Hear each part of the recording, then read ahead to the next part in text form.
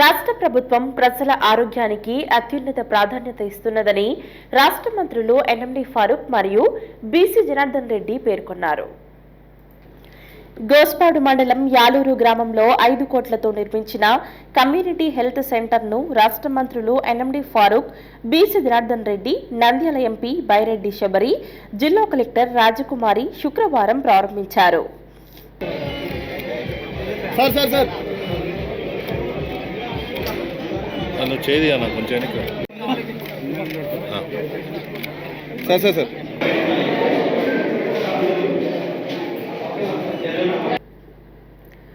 కూటమి ప్రభుత్వం ప్రజా సంక్షేమానికి కట్టుబడి ఉందని, అందులో భాగంగా ప్రజల ఆరోగ్యంపై ప్రత్యేక దృష్టి పెట్టిందని తెలిపారు.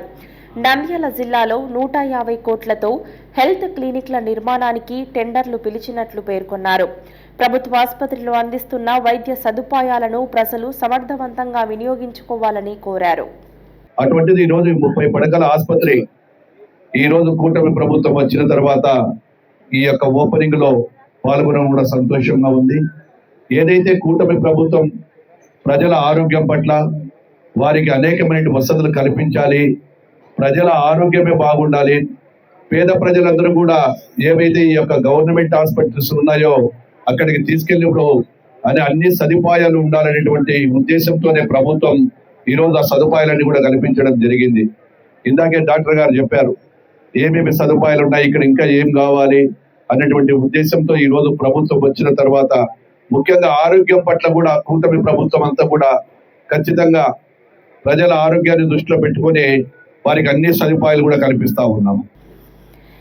యాలూరులో 30 పడకల ఆసుపత్రి ఏర్పాటు గ్రామస్తులకు ఎంతో ఉపయోగకరంగా ఉంటుందని హర్షం వ్యక్తం చేశారు.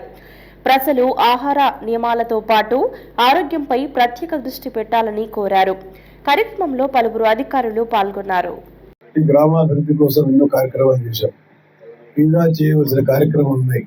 గతంలో 2018-19లో నేను హెల్త్ మినిస్టర్గా ఉన్నప్పుడు కూడా చాలా కార్యక్రమాలు చేసిన తర్వాత మధ్యలో నిలబడిపోయినాయి.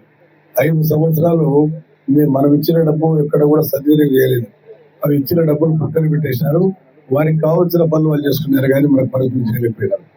దానికి నిదర్శనం ఇక్కడ హాస్పిటల్ కానీ వాళ్ళు అక్కడ ముస్లిం సోదరులు వాళ్ళు ఈద్ కాకు ఇంకోటి అడిగారు. డబ్బులు శాంక్షన్ అయినాయి, డబ్బులు జీవోలు ఇచ్చిన తర్వాత కూడా డబ్బులు రాలే. దాని పరివేశం రాజకీయ నాయకులు ఇక్కడ ఉన్నారు, అందరి పేరు చెప్పదలుచుకోలేదు, వారికి బాగా తెలుసు. కాబట్టి మనం అభివృద్ధిని కాల్చేస్తున్నాం. ఈ రోజు మనం 2 బట్టలు వేసుకుంటున్నాం అంటే మనం ఆలోచించుకోవాల్సిన అవసరం ఉంది. ఎన్టీ రామారావు గారి విగ్రహానికి మనము ఆయన విగ్రహం ఆవిష్కరణ చేశాం. ఎన్టీ రామారావు మహానుభావుడు వచ్చిన తర్వాత మనకు నీళ్ళ దుస్థితి బాగా పెరిగింది. హలో అండి, నేను మీకు Rakshitha. Please to subscribe Nandyal communications.